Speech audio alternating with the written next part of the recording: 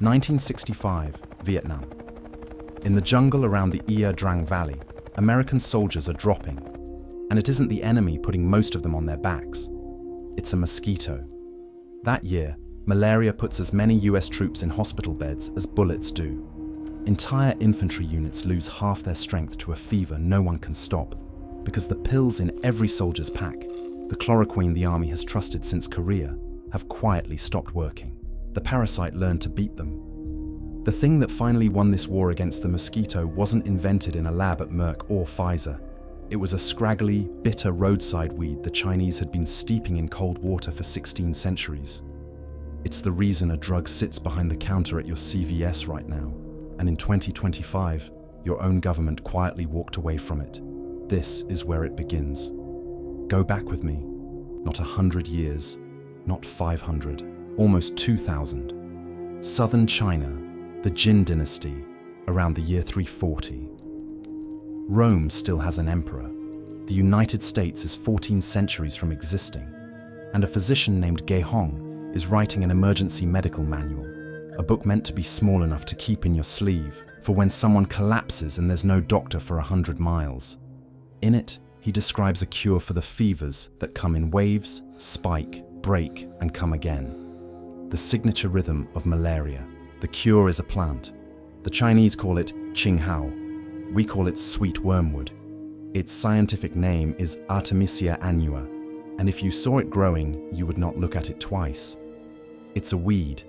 It comes up feathery and green in disturbed dirt, roadsides, ditches, the edge of a parking lot.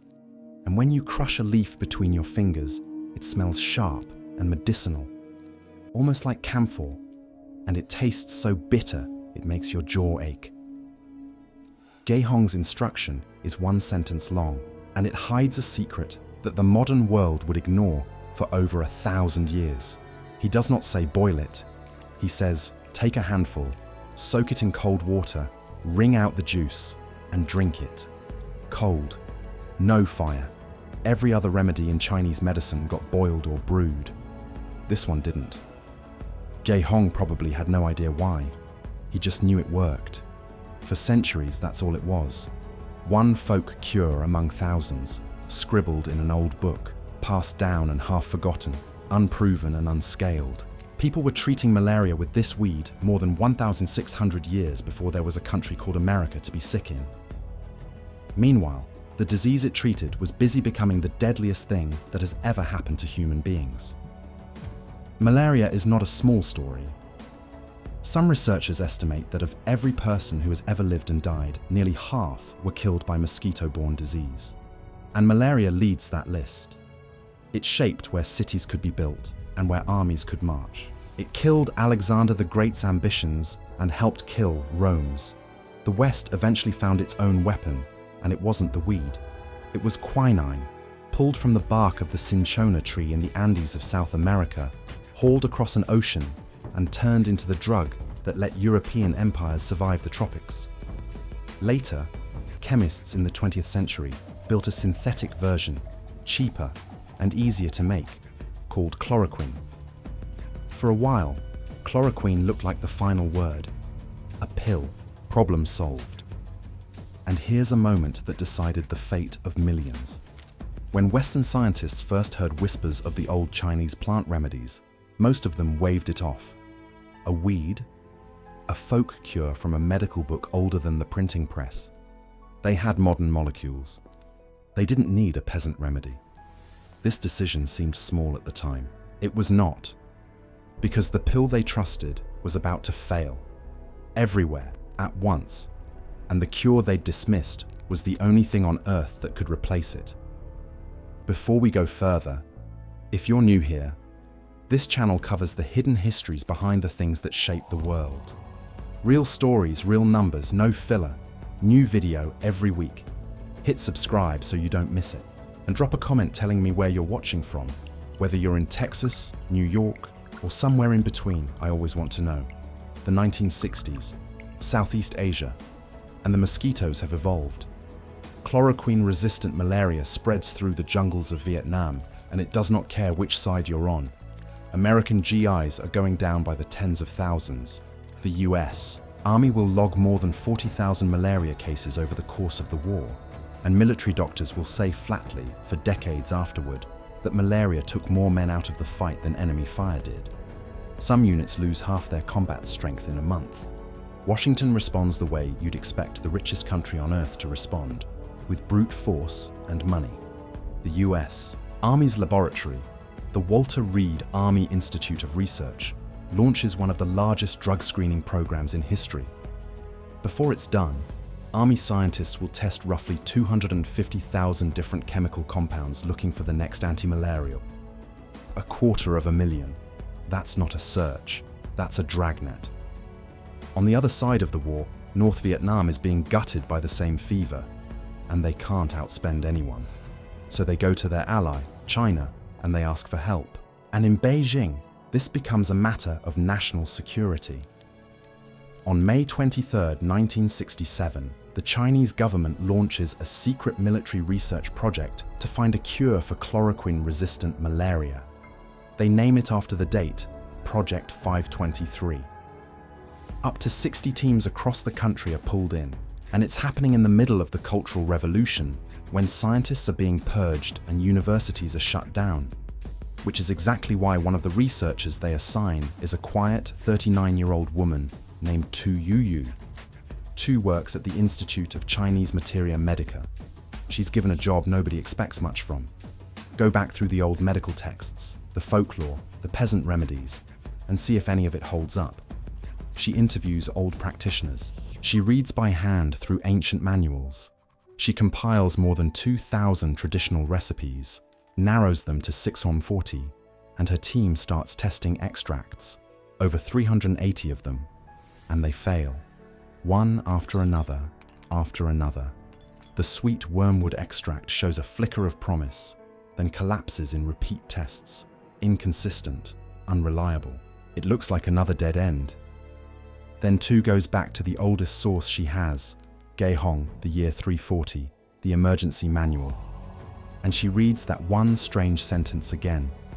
Soak it in cold water. No heat. She realizes what everyone had been doing wrong.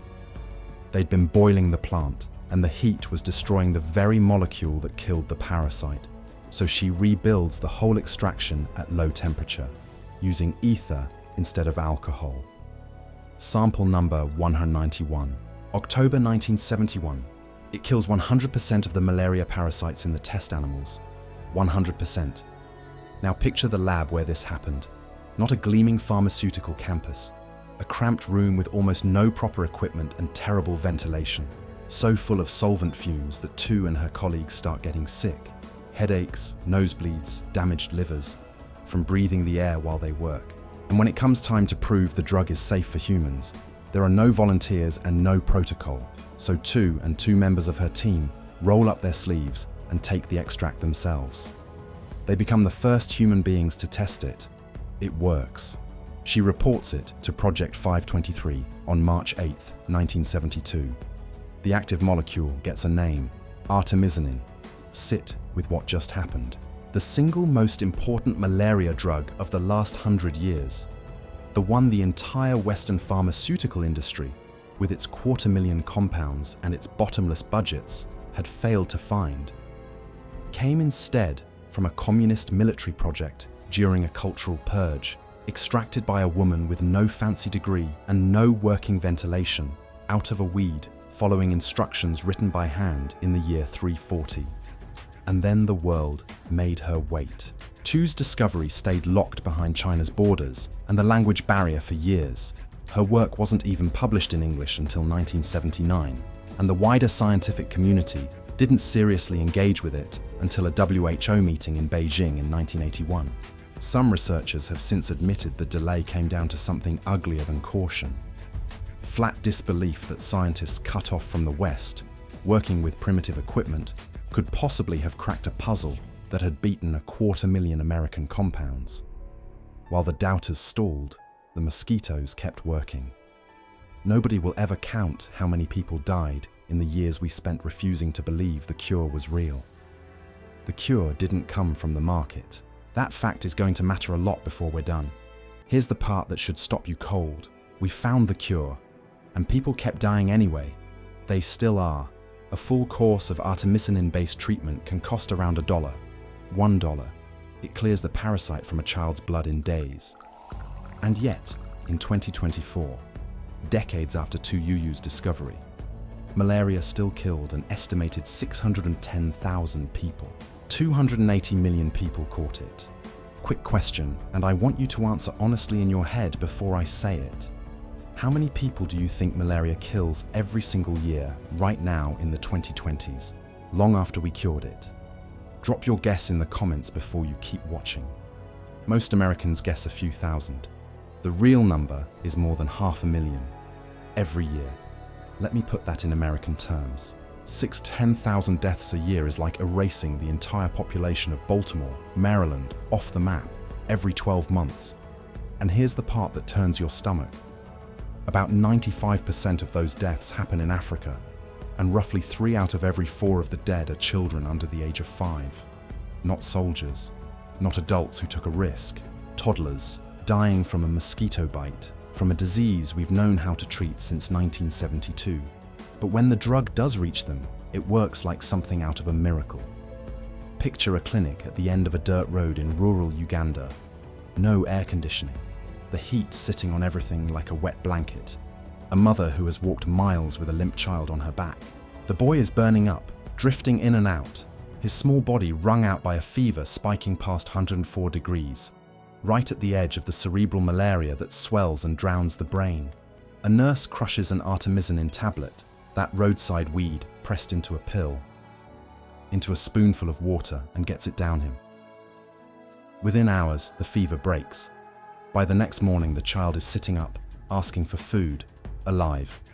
That is what a $1 course of Tu Youyou's discovery does. That is what sits on the other side of every dollar somebody decides to cut.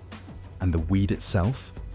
Artemisinin still can't be made cheaply enough in a factory from scratch, so most of the world's supply is farmed, grown as a crop by hundreds of thousands of smallholder farmers across China, Vietnam, Kenya, Madagascar and Tanzania, cut and dried by hand, at the mercy of a market that swings from glut to shortage and back, wiping out a family's income in a season. A cure that costs $1, a body count the size of a major American city. That gap between what we know and what we do is the real story of Artemisia. Hold on to your anger, you'll need it in a minute. The United States did not discover artemisinin, but America ended up doing something else. It became the country that paid to carry the cure to the world. Once artemisinin got combined with a partner drug, a formulation called artemisinin-based combination therapy, or ICT, it became the frontline malaria treatment on the planet. By the mid-2000s, the World Health Organization had made it the global standard, and the biggest check writer, by far, was the American taxpayer. In 2005, President George W. Bush launched the President's Malaria Initiative. Every president since, Obama, Trump, Biden, kept it going. Through it, the US poured more than $9 billion into fighting malaria in the hardest hit countries on Earth. Between 2010 and 2023, America provided, on average, around 37% of all the money the entire world spent fighting malaria. More than a third of the global effort coming out of one country. And it worked. Global malaria deaths dropped by more than 60%. Somewhere north of 11 million lives were saved. In a single recent year, 236 million ACT treatments, the descendants of Tu Youyou's weed, were handed out through public health systems. Be clear about the scale of that bet. The $9 billion wasn't spent in 1 year. It was spread across 2 decades, which means the entire program that saved 11 million lives cost less than the Pentagon burns through in a single week. America used that money to buy bed nets, rapid tests, and little foil packets of the weed's medicine, and ship them to villages most Americans will never hear the names of, and not purely out of kindness. Every case of malaria stopped in Nigeria or the Congo is a case that never boards a plane to Atlanta or Houston. The shield protected them. It protected us too. There's a reason America cared. We know this enemy personally. Malaria was endemic across the American South for most of our history. Georgia, Alabama, Mississippi, the Carolinas. The Centers for Disease Control, the CDC, was literally founded in Atlanta in 1946 for one reason: to wipe malaria out of the United States. It's headquartered in Georgia to this day because that's where the mosquitoes were. And it worked. The US was declared malaria-free in 1951. So by the 2010s, the mood was triumphant. Deaths falling, cases falling, countries getting certified malaria-free one after another. The experts started using a word they hadn't dared use in a century: elimination. The world believed the worst was behind it. It wasn't. The drug we'd bet the entire planet on was already beginning to fail. And the people who make and hand out antimalarials had known for years about a second problem. One that wasn't hurting people in some faraway village. It was hurting Americans, on American bases, in American uniforms. Remember that 250,000 compounds the US Army screened at Walter Reed during Vietnam? One of them worked. It was compound number 142,490. They turned it into a drug and called it mefloquine, brand name, Lariam. On paper, it was perfect. One pill, once a week, and you were protected from malaria. The Army loved it. It became the first ever drug developed jointly by the US Department of Defense and a private pharmaceutical company. And here's the fact I need you to hold on to. In the rush to get it out, the Phase 3 clinical trials, the large-scale safety and tolerability testing that's supposed to catch exactly this kind of danger, were skipped. The FDA approved it fast in 1989. Then the Army fed it to its own people. Starting in Somalia in 1992, and through 2 decades of deployments to Iraq, Afghanistan, and every malaria zone in between, mefloquine became the military's antimalarial of choice. At its peak in 2003, military doctors wrote nearly 50,000 prescriptions for it in a single year, and soldiers started coming home wrong. Not wounded, not visibly, but changed. Vivid, violent nightmares, crushing anxiety, paranoia, hallucinations, vertigo, a permanent ringing in the ears, memory that wouldn't hold, symptoms so close to post-traumatic stress that doctors couldn't tell them apart, which meant thousands of veterans got diagnosed with PTSD when the real culprit might have been the little white pill the Army handed them every Monday. And for some of them, the damage never went away. It became permanent. They skipped the safety trials. Understand that. The one set of tests designed to catch a drug that scrambles the human brain. They skipped it, and then they gave the drug to hundreds of thousands of American service members for 20 years. This is the part that should make you angry. The US military built this drug, the FDA rushed it through, and the warning came late. Very, very late.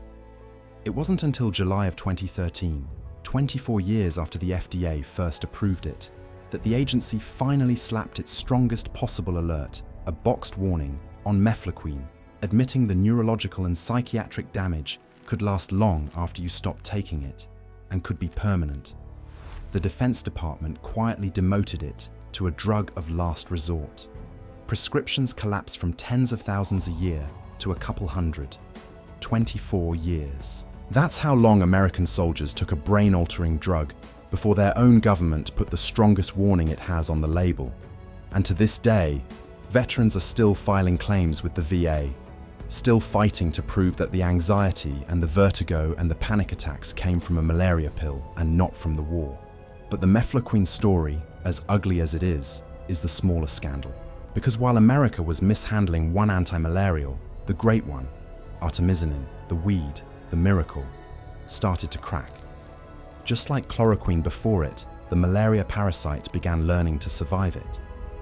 Partial resistance to artemisinin has now been confirmed or suspected in at least 8 African countries, including Rwanda, Uganda, Tanzania, and Eritrea. The one drug we had left is beginning to fail, and there is no obvious replacement waiting behind it. And resistance didn't just happen to us, we helped it along. For years, drug sellers pushed artemisinin by itself as a solo pill, instead of bundling it with a partner drug the way it's meant to be taken. Using it alone hands the parasite exactly the kind of half-dose exposure it needs to adapt and survive. On top of that, a flood of fake and watered-down antimalarials moved through the poorest markets on the planet. Pills with just enough of the drug in them to train the parasite and not enough to kill it. Health experts warned for years that this would breed resistance. It bred resistance. And this is the exact moment, with resistance rising and the whole world's guard already thin, that the United States chose to walk away. In 2025, the federal government dismantled USAID, the agency that ran the president's Malaria initiative. Roughly 80% of America's global malaria grants were terminated. The CDC's entire division of parasitic diseases and malaria was dissolved. The proposed budget cut malaria funding almost in half. The program that had saved 11 million lives gutted in a matter of months. An internal government memo laid out what that would mean in plain numbers. As many as 166,000 additional malaria deaths every year, and roughly 2,000 additional malaria cases arriving on US soil annually. One former official put it simply, the reason we don't have malaria in America is that we've spent decades funding the fight against it everywhere else, and it's already turning. For the first time in about 20 years, mosquitoes in the United States, in Florida, in Texas, in Maryland, have started passing malaria to people who never left the country. Locally acquired cases, 3 years running now. The disease the CDC was born to destroy is testing the borders again. The United States spent 20 years and $9 billion building a wall between American families and the deadliest animal on the planet. In 2025, we took it down ourselves, and the mosquitoes noticed before we did. So where is Artemisia today? It's closer than you think. Walk into a CVS or a Walgreens, go to the pharmacy counter, and ask what they'd give you if you came back from a trip to Africa or South America with a fever. The answer is an artemisinin-based drug, the direct descendant of Tu Youyou's weed and Gay Hong's cold water recipe. If malaria ever touches you or someone you love in this country, that ancient Chinese roadside plant is what saves your life. The US runs through roughly 2,000 of those cases a year already, almost all from travelers, and every one of them gets treated with the weed. Type sweet wormwood into Amazon and you'll find it sold as tea in capsules, marketed as a wellness supplement. Though I'll tell you straight, the raw plant is not a substitute for the actual medicine, and health authorities warn that using it that way can actually help the parasite build resistance, and the plant itself. Artemisia annua grows wild across huge stretches of the United States, an unremarkable weed in the ditch by the road, the vacant lot, the crack in the parking lot. You have almost certainly walked right past the cure for the deadliest disease in human history and never once looked down.